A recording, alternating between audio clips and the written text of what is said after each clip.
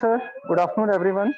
I'm Dr. Ashish and I am from Mahatma Gandhi Hospital, COVID in charge and एक Director एक Critical एक Care एक Medicine. एक एक एक एक मिनट कैंसिल एक मिनट ठहरो ठहरो ठहरो Sir, ji sir. right.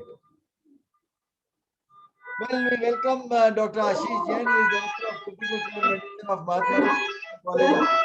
Dr. Ashish has joined us right from the ICU of Mahatma Gandhi. He was busy and he could not spare time, so we welcome and all cheers to him. Dr. Ashish is a very well experienced of all COVID cases in Mahatma Gandhi Hospital. Dr. Ashish, please tell us. Good evening, sir. Thank you for inviting me for this talk. Uh, Today, we are passing through the second phase of COVID-19 infection in our country, and we see a significant difference among the patients who were there in phase one and now they are in phase two, who admitted in the critically ill or ICUs. Next. So why this difference is there?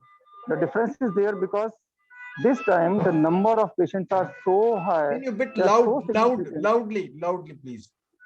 The number of patients are very high.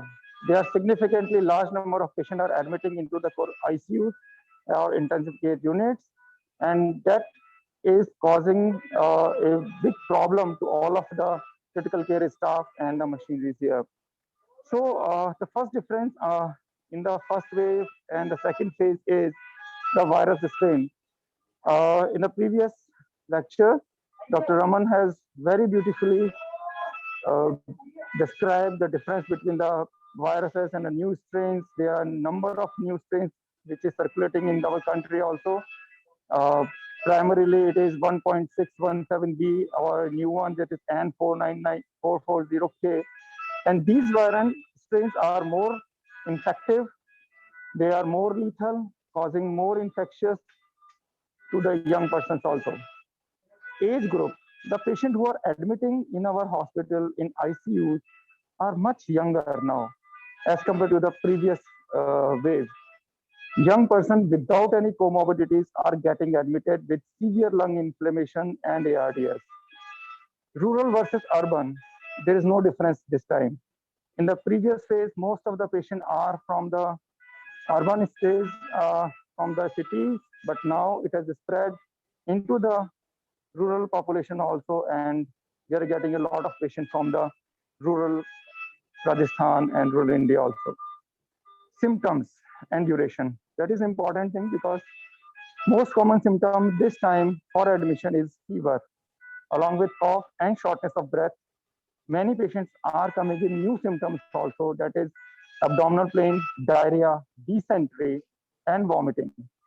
Some of them are also having conjunctivitis, vertigo, altered mental states, and psychosis. Duration is also less. People are getting infected and they very rapidly going into very severe stage, very rapidly they are deteriorating. One day they are off oxygen, on the next day they are on ventilator. This is a very major difference between phase peak one and this second peak. Vaccination status, that is also important.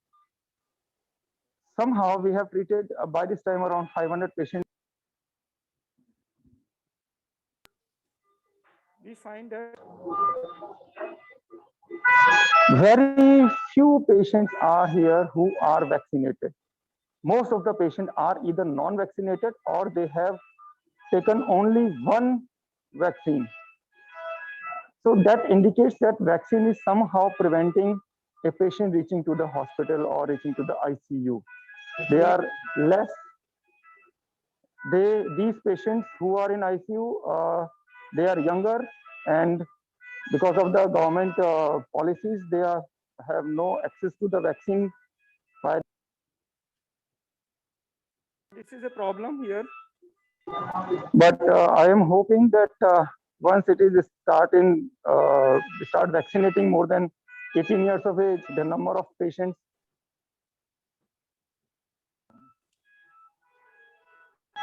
Next. Maybe next. Next. Then on admission, these patients are hypoxic.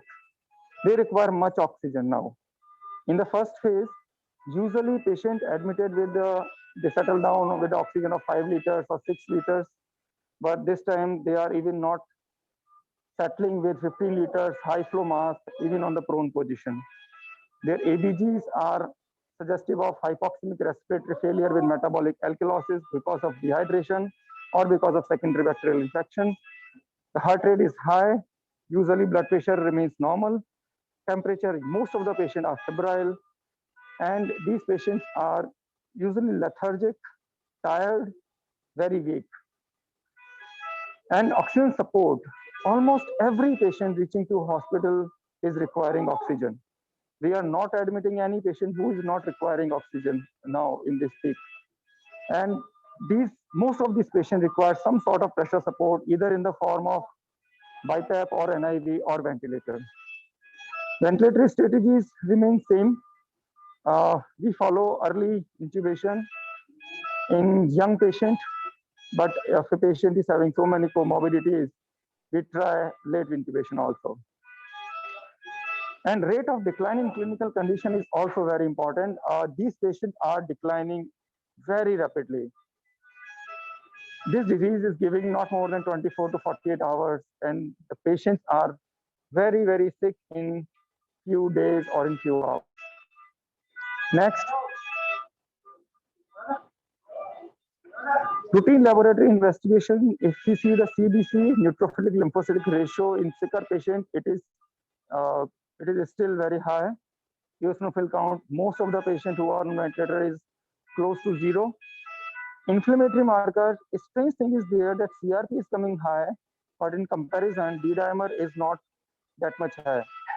And ferritin and LDH is also not increasing in FIC in comparison to the phase 1 or peak during the first phase of the disease. ABG are more hypoxemic patients are there. Procalcitonin usually normal, but if patient is coming from other hospitals, they are having usually secondary bacterial infection and rise of procalcitonin. Many patients are also having some cardiac issues also this time. So the anti-proBNP is rising. Echo is showing either low ejection fraction or myocarditis.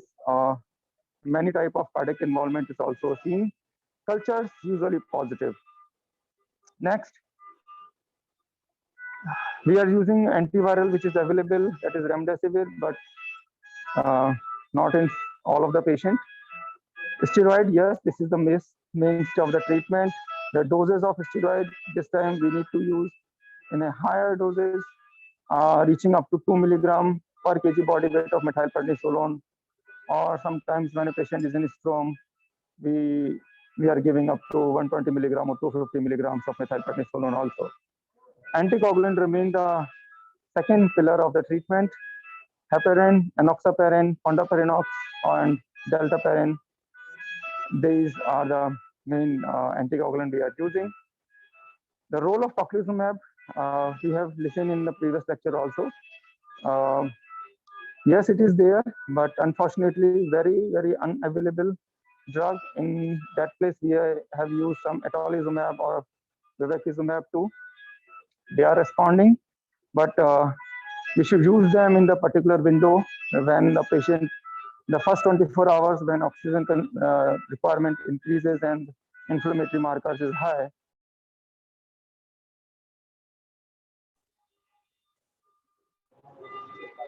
Then other supportive therapies like plasma. Somehow, plasma we are using very less frequently this time because of the PLACID trial. We were a part of that trial also. Zinc, vitamin C, and other supportive therapies are going as same as the previous.